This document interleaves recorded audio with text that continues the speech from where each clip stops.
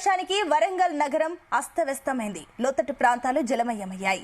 Warangal under బ్రిడ్జిల వద్ద 2 RTC బస్సులు నిలిచిపోవడంతో ప్రయాణికులు తీవ్ర ఇబ్బందులు పడ్డారు. పోలీసులు తాడు సహాయంతో ప్రయాణికుల్ని రక్షించారు. లోతట్టు ప్రాంతాలు సాయినగర్ కాలనీ, శివనగర్, సమ్మయ్య నగర్, ఎస్ఆర్ నగర్ తో సహా పలు కాలనీలు పూర్తిగా జలమయమయ్యాయి. కొద్దిపాటి వర్షాలకి పలు ప్రాంతాలు జల దిగ్బంధంలో చిక్కుకుపోవడంపై స్థానికులు ఆగ్రహం వ్యక్తం చేస్తున్నారు.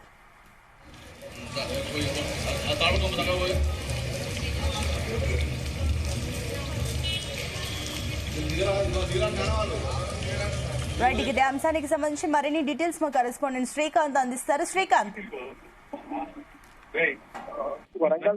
వరంగల్ నగరంలో ఈ రోజు కురిసినటువంటి భారీ వర్షం నేపథ్యంలో లోతట్టు ప్రాంతాలు పూర్తిగా జలమైనటువంటి పరిస్థితి కనిపిస్తుంది. ఉదయం సమయంలో సుమారుగా 40 నిమిషాల నుంచి 40 నిమిషాల పాటు పడినటువంటి కుండపోత వర్షంతో కూడా పూర్తిగా వరంగల్ నగరం పూర్తి జలమయమైనటువంటి పరిస్థితి కనిపిస్తుంది. ప్రధానంగా వరంగల్, అదేవిధంగా హన్మకొండ, కాజీపేట ట్రై సిటీస్ పరిధిలో ఉన్నటువంటి ప్రధాన రహదారుల వెంట కూడా రోడ్లు కూడా నదులను తలపించేటువంటి సిచ్యువేషన్ కనిపిస్తుంది.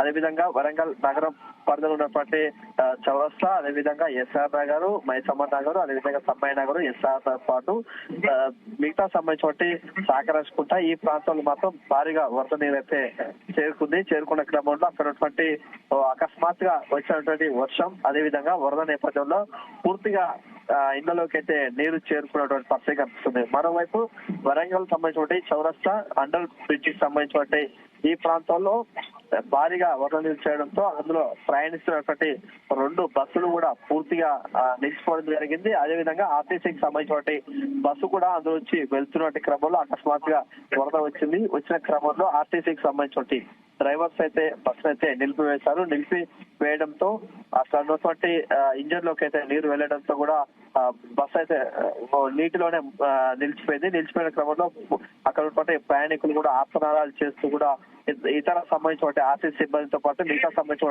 100 కూడా ఫోన్ చేయడం జరిగింది. సకాలంలో ఉన్నటువంటి పోలీసులు కూడా అక్కడికి రావటం, అదేవిధంగా బస్సులో ఉన్నటువంటి ప్రయాణికులు కూడా తాడు సహాయంతో వారందరూ కూడా సురక్షితంగా రక్షించేది కూడా బయటికి పంపించారు. ప్రస్తుతానికైతే కూడా అటువంటి జేసీబీ సహాయంతో పాటు అదేవిధంగా ప్రొక్లైన్స్ సహాయంతో కూడా బస్సులు అయితే బయటికి తీసే ప్రయత్నం అయితే కొనసాగుతున్నాయి. అదేవిధంగా ప్రధానంగా ఉన్నటువంటి హన్మకొండ బస్ స్టాండ్, వరంగల్, అదేవిధంగా మిగతా సంబంధించిన అన్ని ప్రధాన రహదారులు కూడా జలమయమైనటువంటి పరిస్థితి.